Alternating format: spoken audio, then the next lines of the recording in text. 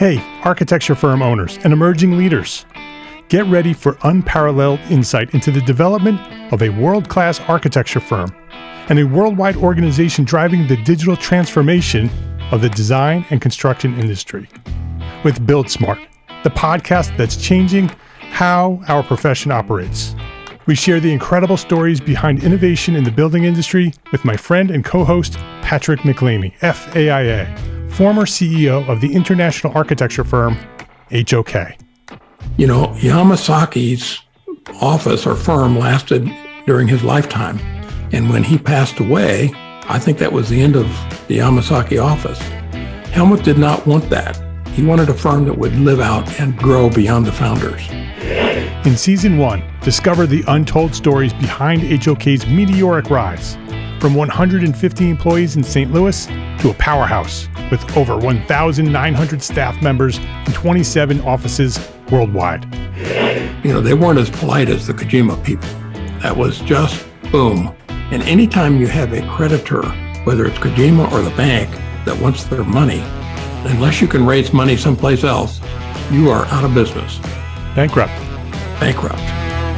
And hold on tight for Season 2, where Patrick takes us on a new adventure as chairman of Building Smart International, shaping the future of digital transformation in the design, construction, and operation of built assets. Ian Howell, Ken Harold, and I, Ken was my technical representative from HOK. The three of us took a tour of Europe of 5 cities in 5 days. Very busy time. Simply follow the link in the show notes to subscribe to Build Smart now and uncover lessons that will transform you and your architecture firm.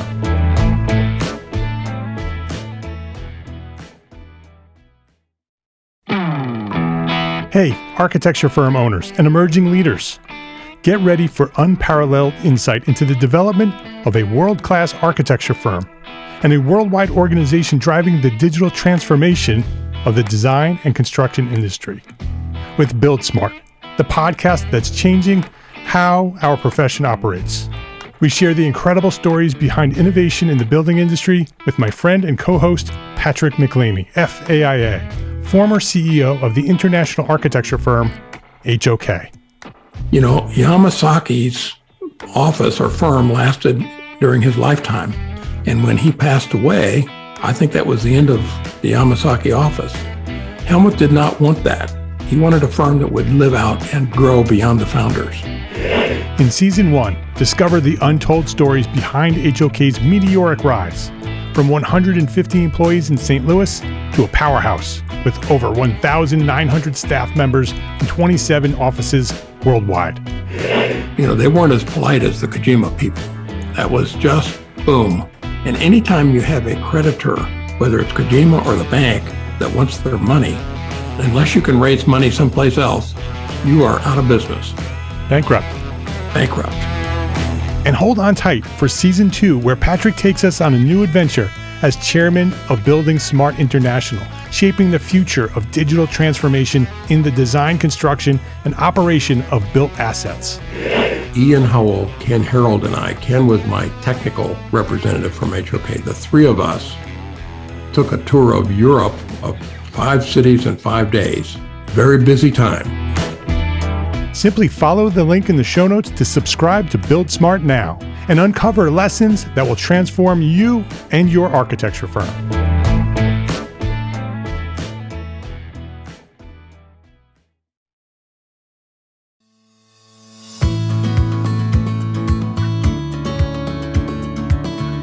My name is Mark R. LePage, and you are listening to Entree Architect Podcast, where each week I speak with inspiring, passionate people who share their knowledge and expertise, all to help you build a better business as a small firm entrepreneur architect.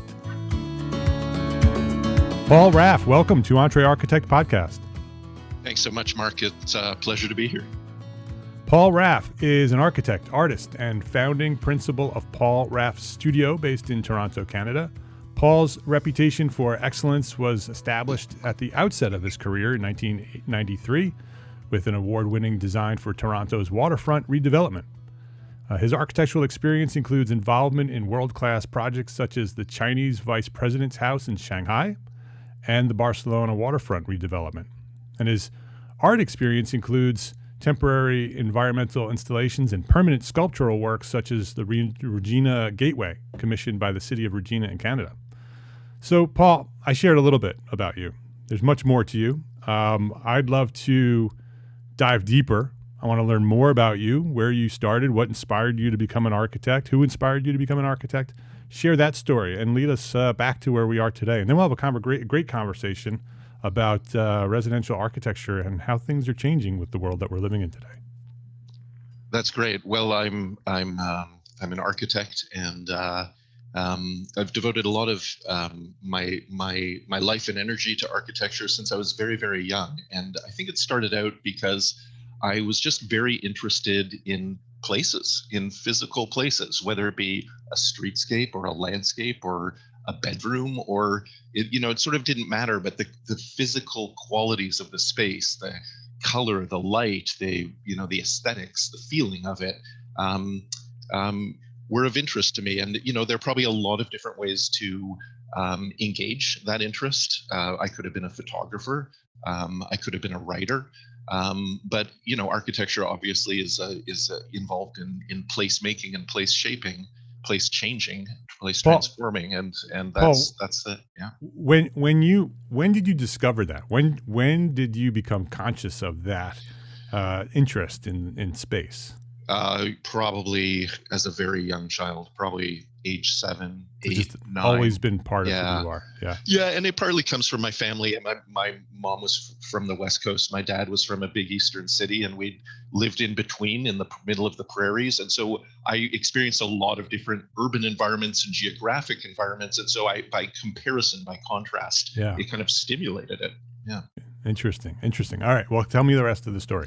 So a friend of mine, my best friend's family, was having a new house built, and I saw the floor plans, and they were tracing over them and making adjustments. And I got out, my grid paper, and I started tracing them and making adjustments too.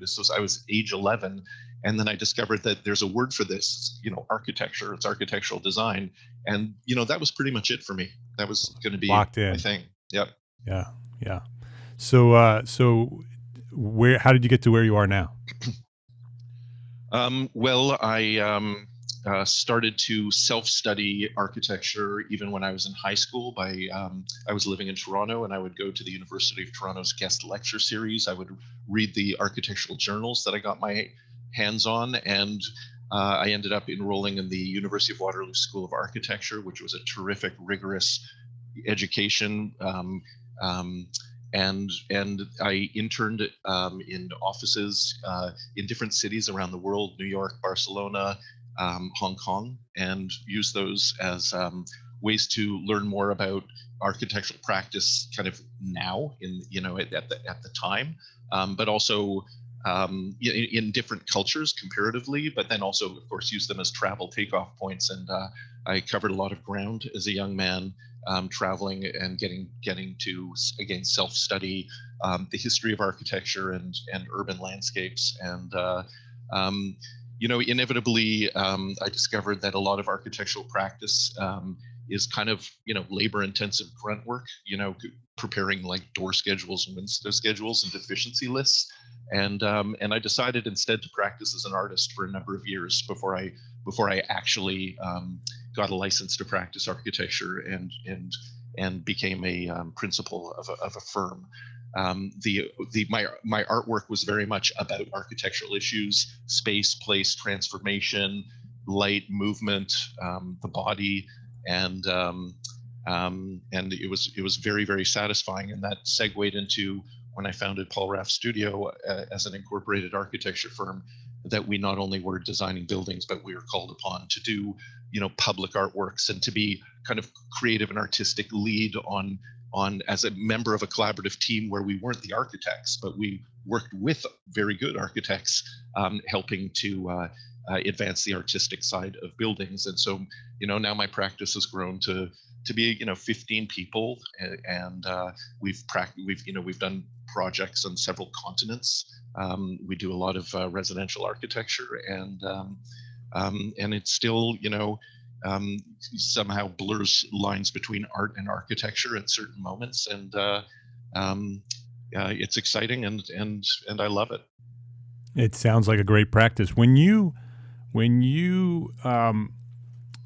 started doing architecture in other firms, and you decided that, okay, I'm going to take some time off and do art and follow my passion for art, was that a thought when you pursued that art? Did you have the thought that I'm just going to take a break and go do some art and then I'll come back to architecture, or did you think that maybe I'm going to go do art and we'll see where it goes with the architecture? Was there a plan when you did that? Well, no, there wasn't a plan, except that for me, it wasn't such a big transition. It was like doing creative, challenging, interesting work, trying to make beautiful, remarkable, provocative, poetic things in the world.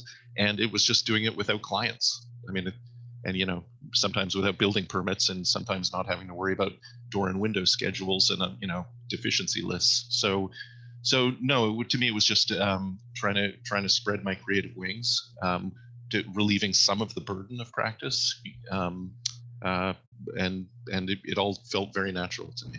And when you launched Paul Raff Studio, was that sort of an evolution of that art? And how did that happen? How did you go from doing that art to, okay, I'm going to launch a studio based on architecture and art? Well, I had already started getting some commissioned works as an artist, particular specialized installations within larger buildings. Architects were recommending, getting me involved in that. I had to moonlight and do that just at night for several years because I didn't have enough experience. I didn't have enough. I didn't have a license. I wasn't in a position to start a practice. So I worked for a couple of firms very hard for several years. One doing exclusively kind of super high-end residential, and another one doing more of a mix of institutional and commercial. While carrying on some artistic work at night and on weekends, I was working very long hours and very long weeks, and it all segued naturally, except that so eventually I got up the courage and the will to start the practice, not because I had a great desire to be a businessman. I didn't. It was just about a creative ambition. And wanting to be in control of it. Sorry. Yeah. And you do work all over the world now. And so how did you do that? How was that part of the art? Is that what led you to work throughout the world? No, I think what happened was because I had interned internationally, mm-hmm. I had a few contacts and a lot of familiarity with things are done differently, say in China, than they are in Texas, and practice is done differently. There are different expectations, there are different contract types. There are a lot of similarities, a lot of similarities. But most, a lot of, in the industry on the ground, the building industry, it's all kind of set up a little bit differently. So just having that knowledge made it possible. And in the early years of my practice, China was booming, Southeast Asia, there were a lot of developing markets. It was kind of the talk of the town. A lot of American firms were, looking to work abroad. And, even though I was a one-man show with like occasional, couple students assisting me, once I saw, the potential of building on my contacts and doing a few projects, it just went from there. And we're recording this in February of 2021, so we're about a year into the pandemic, and the world has changed. Right, back in 2020, February 2020, a year ago, the whole world changed pretty much within a week. Right, we all sort of collectively realized that this was going to be serious, and this was going to be relatively long term. At the time, we didn't know how long term it would be. And at that moment, things changed throughout the world, right? Business changed, the way we practiced changed, the way people live changed, and not just in architecture. In everything we do has changed, and some of it is temporary, and it'll shift and it'll evolve, and some of it is permanent, and some of it is good permanent, and some of that is bad permanent. And I think the way we live is different. And I wanted to talk to you about that piece of where we are today. You're doing a lot of residential architecture, and how has the changes caused and influenced by the pandemic changed the way you're designing homes today? Well, I think, yeah, the pandemic is a huge game changer in a lot of ways, including for architecture and thinking about architecture. I mean, you don't even want to get in an elevator with someone. You don't want to share an office space with someone. You're working at home. So my thinking about how the pandemic has shifted things is mostly focused on the idea of home, what home is to us, what it is as a practical reality, like what whether it's how it functions, how it performs, and how it looks and feels. I think there's a lot of talk when you read articles about how the pandemic has changed things. It says that people say it's accelerating patterns that were already there. I think a lot of that is true. Mm-hmm. But some of it's not just an acceleration. So the home office, for example, used to be a kind of a luxury. Like you had to have a pretty nice home for the parent to have a private study where they could close the door and have acoustic privacy and have their desk and their computer set up and so on. Now everybody has it in one way or another, makeshift or not, in a corner of their kitchen or in their walk-in closet, or somehow you've set up a home office. So that's a game changer in terms of a functional requirement for a house. But it's also a game changer in the time you spend there. And, the more time you spend there, the more it is very much part of your life. It is a huge part of your quality of life. And so I have always thought that the home is a huge part of your quality of life. I've always advocated for, homes to be done in a way that is, functional and beautiful and uplifting and restorative and, but now everyone sort of more easily gets, it's really brought that into focus for everyone, that this is really, really important. Functional requirements now, so it's the office at home, it's the gym at home, it's school at home for your kids. So little things, the ability to, acoustically isolate individuals within the home, that's a game change too. There are a lot of factors, but the one in my practice, we focus a lot on issues of sustainability and how having a kind of non-toxic, energy efficient building house can how thinking about those things and thinking about the aesthetic artistic side of architecture, how those two things can work together, how thinking about sustainability and performance issues can help drive artistic innovation in architecture, because you're having to do things a little differently.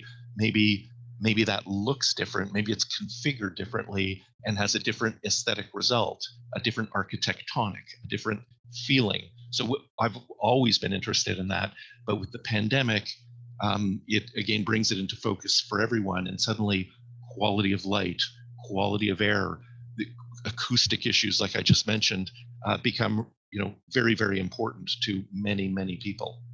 Yeah, and not just architects. It's very interesting the way you presented that, because I think architects are always looking for a way to communicate our value to the world, right? And this is one of those opportunities, right? We just shifted from the house just sort of being a place where we go home and sleep on our way back to work.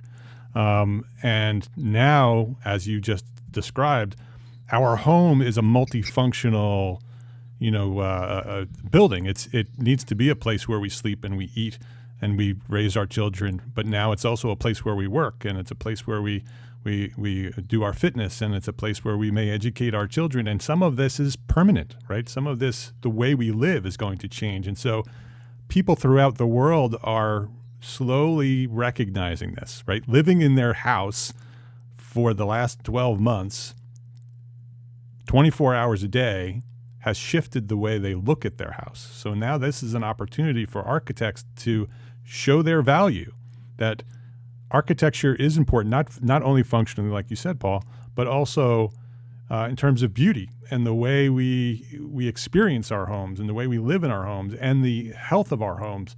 it's all brought that to light to the general public. And so now it's our responsibility and it's our opportunity as architects to jump up and say, hey, we are the leaders here. We are the ones that understand how to make these homes more functional and more beautiful and more effective for the way you live. Yeah, absolutely. It's definitely made the value of what we can do more potentially apparent to people. And, I think architects can really take advantage of this. And they are. I mean, the residential sector is booming in many places. And it's giving a lot of architects a real opportunity to show what we can do. Let's take a break to thank our sponsors for their support of this episode. Let's talk ArcViz technology. Powered by the near limitless Unreal Engine, our friends at Twinmotion offer a fast and easy way to produce stunning real-time visualizations and immersive experiences for your clients. Twinmotion gives you the tools you need to make faster decisions and relay information to your clients in a way that instantly speaks to them. Breathe life into your scene by changing the season, the weather, the time of day, just by moving a slider. Immersing your clients in a way that they'll love and, more importantly, be able to truly picture themselves in. Why not share your design with stakeholders in collaborative reviews and edit your scene together? There's no better way to get buy-in than making your clients feel part of the development process. Right now, they're running an exclusive free trial. Check it out at twinmotion.link/EntreArchitect. That's twinmotion.link/EntreArchitect to get Twinmotion for free. BIM can be important for your next project, but it's not the only thing you need for your next project. That's why it's important that 95% of manufacturers who offer free BIM files on ARCAT also offer another type of data or information that your project may need. That means 95% of the products with BIM also have CAD files, are in a specification, in a patented spec wizard, or may have product information to help you make the right selection. So stop going to a site with just BIM and go to arcat.com to get everything you need for your next project for free and without registering. No cost, no credit card, no email. It's free. That's arcat.com, ARCAT.com. When building a business you're passionate about, it's easy to feel like there aren't enough hours in the day. And if you're doing all the invoicing and accounting on your own, you're probably spending time on work you don't love. FreshBooks is built for business owners like us. It's the all-in-one accounting software that saves entrepreneurs and freelancers up to 11 hours a week. That's 11 hours that you could spend nailing a client pitch, designing your next project, or building your business as an architect. From preparing, sending, and following up on invoices, to tracking and managing expenses, to processing online payments, FreshBooks automates and simplifies all the tough and annoying parts of running your own business. So try FreshBooks for free for 30 days. No credit card required. Go to EntreArchitect.com/FreshBooks and enter EntreArchitect in the How Did You Hear About Us section and get more time back to build the business you love. That's EntreArchitect.com/FreshBooks. Please visit our platform sponsors today and thank them for supporting you, the EntreArchitect community. It's harder though. So that's the great opportunity, but it's not easy it was hard enough when people talked about form and function more than 100 years ago, and we all talk about program and site and blah blah blah and construction. All we're doing, those things haven't gone away. We're just adding to the symphony of considerations. Suddenly we're like acoustics and all the and air quality. Like we're just adding to the architect's list of things they have to consider when they're trying to synthesize a design solution and deliver a design and a product. So it's a great opportunity. It's a considerable responsibility. Yeah, and with those responsibilities, come opportunity, right? We become more valuable when we have those responsibilities, and it is apparent to the general public that we are the people who are taking on those responsibilities. This is what architects do. Yeah, and to do that, we need to talk about it. So that, that's one reason we're Right. talking about it. You and I are talking about it right now. So if I can mention, Mark, there's one aspect about how the home has changed because of the pandemic that I didn't mention yet, which is interesting. When you designed a house in the past, it had a curb appeal and a front door and a way people enter, a closet, a powder room, like a kind of gracious entry, a formal living room where you entertain people. Well, we're not entertaining right now. Right. The entertaining we're doing doesn't come through the front door. It comes through the computer and the webcam. And so the social view of the house is the point of view has changed. The entry point has changed. So even that, like the social dynamic of a house in the interaction between the inhabitants, occupants of the house, and everybody else in the world has also transformed. So as architects, we can recognize this, we can talk about it, and everyone's going to go, oh yeah, well that's obvious. I noticed that, but we're the ones with the lexicon and the tools and the skills to give that voice and help lead it. Yeah, those of you who are listening, I hear this all the time. We need to create content. We need to tell stories. We need to get out there and talk on social media and be in front of the world so we can tell our stories. Here's a perfect opportunity to do this, right? To educate the world on how the importance of what's happened here, right? Many of them will acknowledge that this has happened. Some of them may not even realize that it's happened, but it is an opportunity and our responsibility to share that with them, right? To tell the stories that the knowledge that you have of how you can design better homes, how you can effectively respond to this new entry that Paul's talking about. It's a great opportunity for us to transition back to the leader of the built environment and say, here's where we can go with what's ahead of us.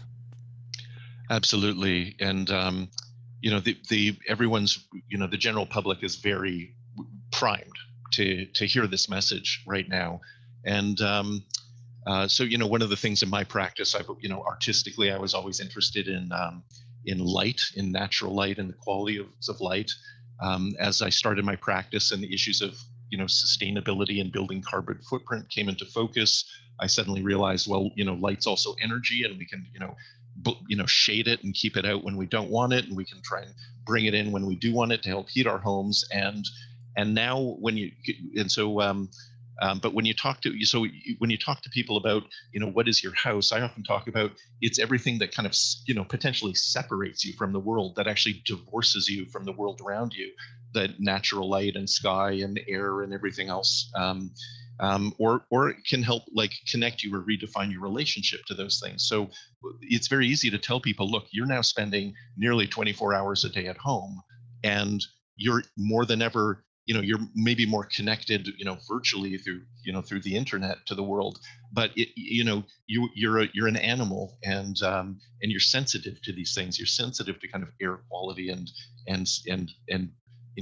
hearing the wind rustle in the leaves and light, which is proven to have a huge effect on human health and sense of well-being. So I talk to people through these very simple means about how a building can not just separate you and protect you from the world around you, but also connect you to it, because we're more than ever disconnected from it. How are you telling that story, Paul? Are you doing that? How are you telling that story? You're saying that this is an opportunity for us to tell that story. How are you doing it with your firm? Well, I do it by talking to my clients and actually showing it in the design. So, I'm designing a house right now where I can do a kind of really funky roofscape, which has funny angles and odd shapes, and it is cool. It is cool, but it is also angling to capture the light where you want it, shade it, and tilt the photovoltaics on the roof at the optimal angle, and it's through the work. It's through speaking about the projects and speed. So the work has to be there. You have to be actually delivering it with your design work. You have to, you can't just say this is an area of concern. You've got to point to, real projects and examples, your own projects or historic projects that do it. That's how I do it. Are you doing anything different in the past year with your business in terms of marketing or branding or any of that kind of thing? Well, the truth is, Mark, that as a the principal of a small practice, we've been just the extra work that's come with the pandemic is just learning how to do really creative, collaborative work. And the cornerstone of all of my successful projects is that they're not mine; they're absolute collaborations.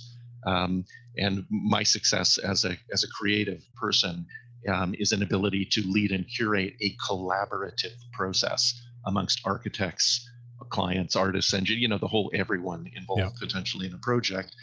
And so for me, no, I actually, frankly, haven't had a lot of time to kind of rethink this as a marketing opportunity. I've been really struggling with how this new environment, how we can keep up our extremely high level of creative collaborative work when we're not in the same room together much anymore. Yeah. Where do you think we go from here? In this, we're a year into the pandemic. Some of it will be permanent. Some of it will evolve and change from what it once was. Where do you think we go from here in terms of residential architecture and how we live? We're talking about sort of responding to the things that we're dealing with today. What are your thoughts on the next 5 years and 10 years of how we live? Well, I don't think anyone's going to forget this year, and I think it's going to make a big imprint. So I don't think anything's going to be fully dialed back to the way it was because our mentality has changed. At least people who have been awake and alive through this year. Maybe not future generations. Maybe they'll revert, but. I think everything we've talked about a broader idea of what architects and can do with their projects, and a more receptive public to the importance of what architects can do for people. I think that's where we go. We work with it and we build on it. Yeah, and like you said at the very beginning, how. Some are saying that we're seeing accelerated patterns of things that were already happening, and that certainly is true. And those patterns that were already happening are most likely permanent or a continued evolution of how we live and work. And I think this work at home and school at home and fitness at home and this integrated living space that homes are becoming is permanent. That the way we live as human beings will never go back to the way it was. It will continue to evolve, and we've just rapidly evolved to a new way of living, and some of it will continue to change and continue to evolve, and some of it may go back to the way it was.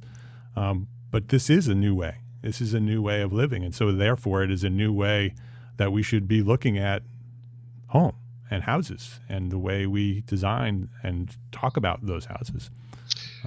Yeah, although I'll also say that in the modern era, when everyone started in the 20th century, when everyone started to have cars and build larger houses and larger suburbs, and they started to have rec rooms and jacuzzis, it was kind of going the way of the kind of individualistic, I have it all myself, my house is my castle. And in a way, maybe starting 60s, 70s, there was a big kind of interest in urban renewal, and a lot of in New York or Toronto or Austin, there's been a lot of kind of moving away from that kind of suburban explosion especially of the post-war era, but before as well, to more of an urban way of living. Like a person in Manhattan wouldn't think of having like a home gym or a home office. You barely even have a kitchen because your social life is the restaurant. Like that's your dining room. So that kind of urban living, is it gone forever? I hope not. I don't think so. But I'm just saying that even though, yes, you and I and others have said the pandemic is sort of accelerating trends that were already there. There's some reversal of some trends. There's some ebb and flow moving in different directions. So it's hard to know how it's really going to go. It will be very interesting. I mean, certainly, as you mentioned, I mean, we're talking about residential homes and suburban homes. I mean, there's the vast majority of human beings on the planet don't live that way, and so cities will evolve and change as well in order to adjust to this new pandemic or the way that we're living. Real estate patterns, people are not are reluctant to be sort of building buildings that are all about kind of restaurants or multi-residential right now, and a lot of people are kind of building country estates because why live in the city when you can't even use the city, and maybe what we'll see is more pluralization of different ways of living, and that can be very positive too. Yeah, the cities will evolve, and it's exciting because I think they will evolve in very positive ways.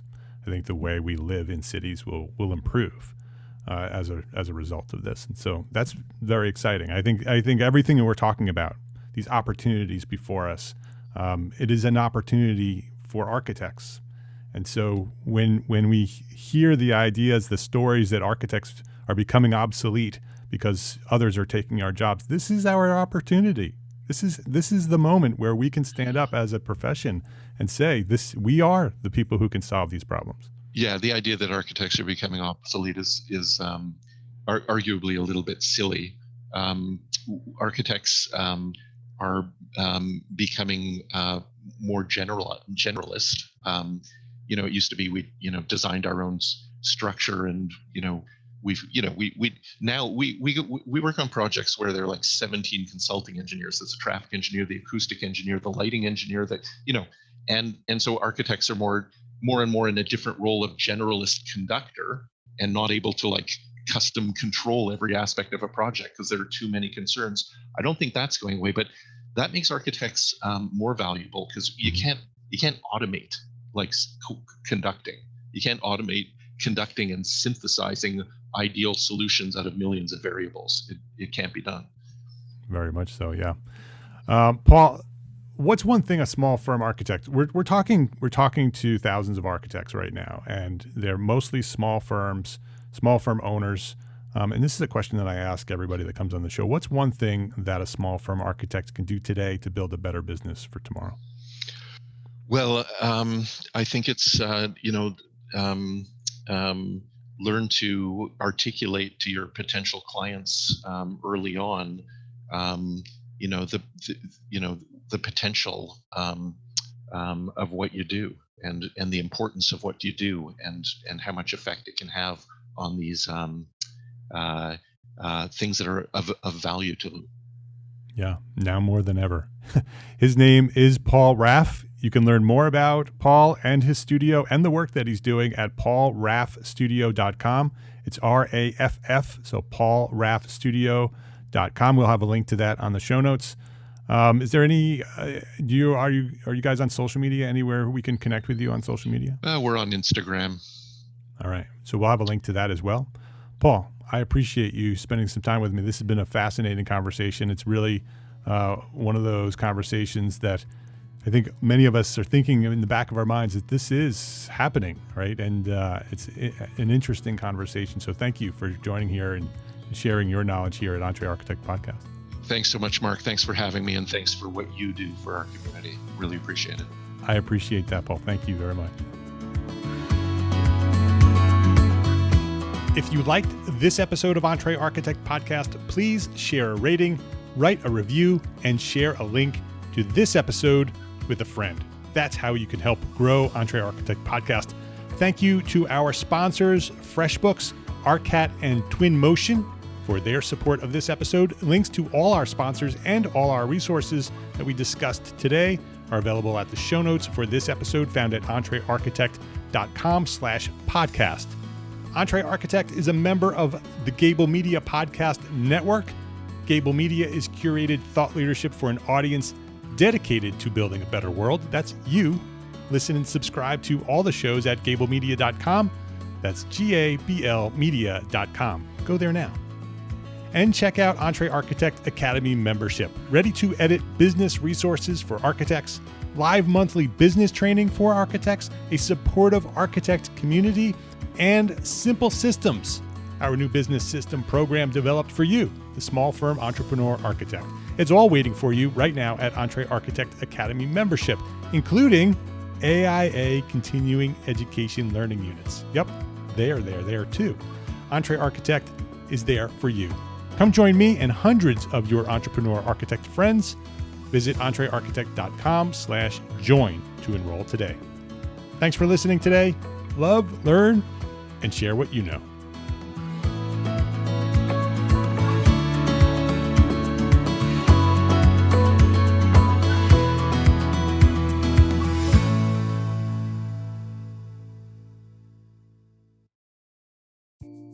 Imagine earning continuing education credits while doing exactly what you're doing right now.